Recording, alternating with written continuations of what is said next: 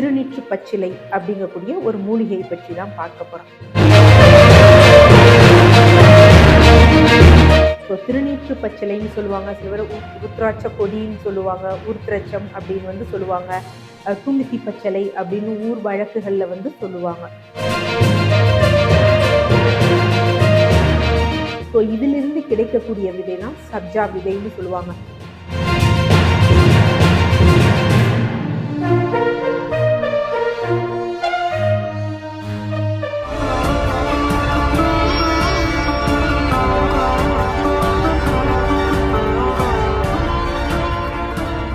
TCH viewers அனைவருக்கும் வணக்கம். தொடர்ந்து நமது சேனலுக்கு அளித்து வரும் ஆதரவிற்கு மனமார்ந்த நன்றி. நமது சேனல்ல வந்து என்ன அப்படின்னு பார்த்தீங்கன்னா, மூலிகை சம்பந்தப்பட்ட பதிவுகள் இருக்கும், பெண்கள் ஆரோக்கிய சம்பந்தப்பட்ட பதிவுகள், குழந்தைகள் ஆரோக்கிய சம்பந்தப்பட்ட பதிவுகள், முதியவர்கள் ஆரோக்கிய சம்பந்தப்பட்ட பதிவுகள், வாழ்வியல் முறை பதிவுகள், இந்த மாதிரி பல பதிவுகள் வந்து இடம்பெறும். அந்த வகையில இந்த பதிவு எதை சார்ந்தது அப்படின்னு பார்த்தீங்கன்னா, திருநீற்று பச்சிலை அப்படிங்கக்கூடிய ஒரு மூலிகையை பற்றி தான் பார்க்க போறோம். திருநீற்று பச்சிலைன்னு சொல்லுவாங்க, சில பேர் ருத்ராட்ச கொடின்னு சொல்லுவாங்க, உருத்திரச்சம் அப்படின்னு வந்து சொல்லுவாங்க, துணித்தி பச்சிலை அப்படின்னு ஊர் வழக்குகள்ல வந்து சொல்லுவாங்க. நார்மலா நம்ம வீடு பக்கத்துல வந்து இருக்கக்கூடியவர்தான்.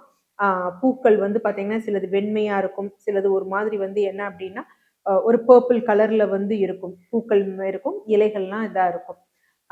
இது வந்து நமக்கு இலையும் பயன்படும், விதையும் பயன்படும். விதை அப்படிங்கிறது இதுல கிடைக்கிறது பெரிய எந்த இது கிடையாது, யூஸ்வலா சப்ஜா விதை. இதை வந்து இந்த பொட்டானிக்கல் நேம் என்னன்னா ஓசிமம் பெசிலிக்கம் அப்படின்னு வந்து சொல்லுவாங்க. இது நீங்க எல்லாருக்கும் தெரிஞ்சிருக்கும். ஏன் இந்த வார்த்தையை நான் சொல்றேன் அப்படின்னா, நீங்க கூகுள் பண்ணி பார்த்தா உங்களுக்கு ஒரு ஐடியா வந்து வரும். இதிலிருந்து கிடைக்கக்கூடிய விதை தான் சப்ஜா விதைன்னு சொல்லுவாங்க. இந்த இது பூ மாதிரி இருக்கு பாத்தீங்களா, அதை உலர்ந்த பிறகு வெடிக்கும், காஞ்சு வெடிக்கிறப்ப அதுல இருந்து விதைகள் வரும். ரொம்ப சின்னதா வந்து கருப்பு நிறமா இருக்கும். இது வந்து தண்ணீர்ல ஊற வச்சுட்டோம் அப்படின்னு வச்சுக்கோங்களேன், இது என்ன பண்ணும் அப்படின்னா தண்ணீரை வந்து இழுத்து கொள்ளக்கூடிய தன்மை வந்து இதற்கு இருக்கு, சப்ஜா விதைகளுக்கு. அதே மாதிரி இதோட இலையும் மருத்துவ குணம் வந்து வாய்ந்தது. யூஸ்வலா ஒவ்வொரு மூலிகையை பற்றி பேசினாலும் அதன் சுவை, தன்மை, வீரியம் சொல்லுவோம். யூஸ்வலா ஒரு சில பிளான்ட்டுக்கெல்லாம் ஒரே மாதிரி வந்து அமைஞ்சிருக்கும். ஆனா இந்த மூலிகைக்கு ஒரு சின்ன வித்தியாசம் என்ன அப்படின்னா, விதையும் இலையும் டோட்டலா ஆப்போசிட் ஆனது. விதை வந்து என்ன அப்படின்னா குளிர்ச்சி தன்மை உடையது, இலை அப்படிங்கிறது என்ன அப்படின்னு பாத்தீங்கன்னா வெப்ப வீரியமானது. அது மாதிரி இலையோட விதையோட சுவை என்ன அப்படின்னு பாத்தீங்கன்னா இனிப்பு, அதனுடைய பிரிவும் இனிப்பு. ஆனா இலை அப்படிங்கிறது கார்ப்பு, அதனுடைய பிரிவும் கார்ப்பு. அப்ப டோட்டலாவே என்ன அப்படின்னு பாத்தீங்கன்னா எக்ஸ்ட்ரீமா வெவ்வேறு செய்கைகள் உடையது. ஃபர்ஸ்ட் இந்த சப்ஜா விதைகள் இருக்கு பாத்தீங்களா, அதை நம்ம ஊற வச்சு எடுப்போம். நார்மலா நம்ம ஜிகிர்தண்டா இல்ல நம்ம ரோஸ் மில்க் குடிக்கிறோம், இந்த மாதிரி எடுத்துப்போம். இல்ல அல்சர் போன்றவர்கள் இருக்கிறவங்க வந்து இந்த விதையை வந்து எடுப்பாங்க. நம்ம சிறு வயதுல இருக்கிறப்ப என்னமோ இந்த விதையை சேகரிச்சு தண்ணியை வந்து ஊத்தி நார்மலா வந்து நம்ம ரைஸ் குக் பண்ணோம், அரிசி சமைச்ச மாதிரி, சாதம் சமைச்ச மாதிரி விளையாடும் பழக்கம் வந்து உண்டு. இன்றைக்கு அதுவே என்ன அப்படின்னா பேக்கெட்ல போட்டு மார்க்கெட்டிங் பண்றாங்க. அப்ப குளிர்ச்சி வேணும் அப்படிங்கிறவங்க, கேஸ்ட்ரிக் அல்சர் இருக்கவங்களுக்கு இந்த சப்ஜா விதை வந்து ஒரு அருமருந்து அப்படின்னு சொல்லலாம். அதே நேரத்தில் இந்த இலை வந்து பாத்தீங்கன்னா பல பயன் வந்து தரக்கூடியது. பொதுவாக மேஜரா நமக்கு எதுக்கு இந்த இலை தெரியும் அப்படின்னா, நார்மலா என்ன பண்ணுவாங்கன்னா முகத்துல பருக்கள் ஏற்பட்டுச்சு அப்படின்னா இந்த இலையை வந்து கசக்கி அங்க வந்து வைப்பாங்க. வச்சா என்ன ஆகும் அப்படின்னா அந்த அந்த பருக்கள் வந்து குறையும். அது மாதிரி இந்த வீக்கமா இருக்கு பாத்தீங்களா, அதெல்லாம் குறையக்கூடிய தன்மை இதுல இருக்கு. இதுல முக்கியமா என்ன அப்படின்னு பாத்தீங்கன்னா, இந்த இலைகளுக்கு வந்து ஒரு நல்ல ஒரு வாசம் இருக்கும், இந்த துளசி இதுல எல்லாம்.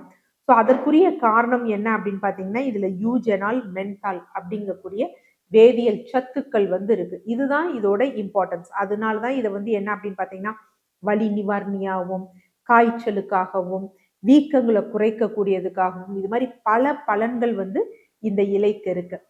யூஸ்வலா தோல் சம்பந்தப்பட்ட நோய்களுக்கு இந்த திருநீற்று பச்சிலை வந்து ஒரு அருமருந்துன்னு கூட சொல்லலாம். என்ன பண்ணுவாங்க அப்படின்னா, நார்மலா இந்த இலையை பறிச்சுட்டு நல்லா வாஷ் பண்ணிட்டு அதனுடன் கஸ்தூரி மஞ்சள் சேர்த்து அரைச்சு எக்ஸ்டர்னலா அப்ளை பண்ணுவாங்க. எதற்கெல்லாம் அப்ளை பண்ணலாம் அப்படின்னா, யூஸ்வலா டீனியா இன்ஃபெக்ஷன் வரும், இங்க வெள்ளை வெள்ளையா வந்து கழுத்து இந்த பகுதியில எல்லாம் இருக்கும்.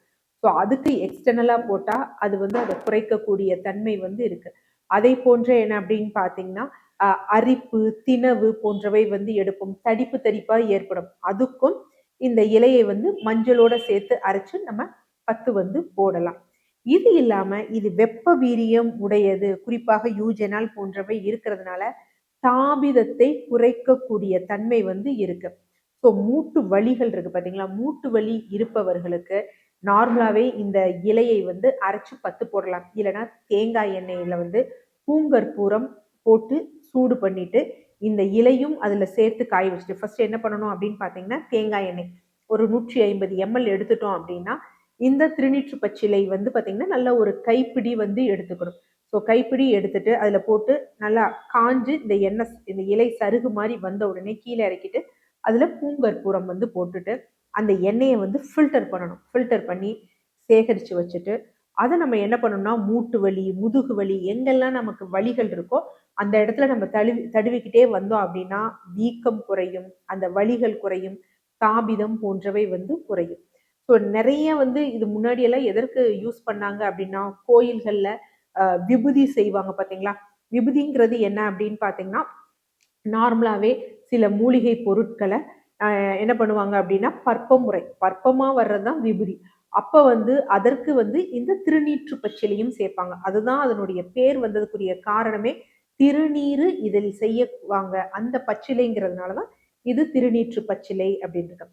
அது மாதிரி இந்த சைனசைட்டிஸ், அடிக்கடி ஜலதோஷம், தும்மல் வருது, எனக்கு மூக்கு அடைச்சிருக்கு அப்படிங்கிறவங்களுக்கு இதை வெந்நீர்ல போட்டு ஆவியாக வந்து நம்ம பிடிக்கலாம். இது இல்லாம என்ன அப்படின்னா, காது மூக்கு சம்பந்தப்பட்ட பிரச்சனை இருக்கிறவங்களுக்கும் இதை வந்து சாரா வந்து பிழிஞ்சு வந்து விடுவாங்க. பட் இது மட்டும் என்ன காரணங்களால இருக்கு அப்படின்னு பார்த்து நம்ம எடுக்கணும்.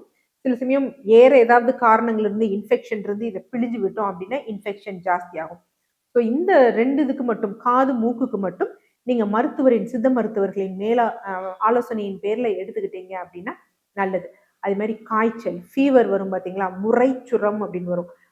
ஃபீவர் வரும், அப்புறம் சப்சைட் ஆகும், இருக்காது, திருப்பி ஃபீவர் வரும், விட்டு விட்டு ஃபீவர் வரும். ஸோ யூஸ்வலா இது வந்து பாத்தீங்கன்னா மலேரியா, டைஃபாய்டு போன்றவற்றில் வரும். இன்டர்மிட்டன்ட் ஃபீவர் அப்படின்னு சொல்லுவாங்க.